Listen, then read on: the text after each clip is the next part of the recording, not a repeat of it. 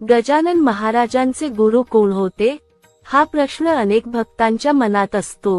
असे सांगितले जाते की शेगावी प्रकट होण्यापूर्वी बाल दिगंबर स्वरूपातील गजानन महाराज अक्कलकोट येथे श्री स्वामी समर्थ महाराजांच्या सन्निधीत काही काळ राहिले होते। तिथे त्यांनी निरागस बाललीला दाखवल्या। स्वामी समर्थ महाराज त्यांच्या दिव्य तेजामुळे आनंदित होत त्यांच्याकडे प्रेमाने पाहत असत। काळ जसजसा पुढे सरकत गेला, स्वामी समर्थ महाराजांनी गजानन महाराजांना त्यांच्या कार्याची अनुभूती दिली, आशीर्वाद दिला आणि गुरुदीक्षा प्रदान केली।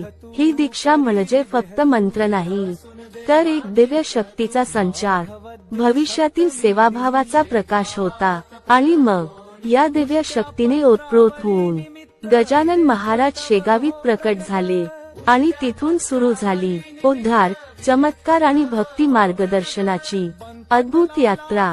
स्वामी समर्थांचे आशीर्वाद आणि गुरु कृपेमधूनच गजानन महाराजांचे अवतारी कार्य शेगावी तेजोमय झाले। जय गजानन, जय स्वामी समर्थ।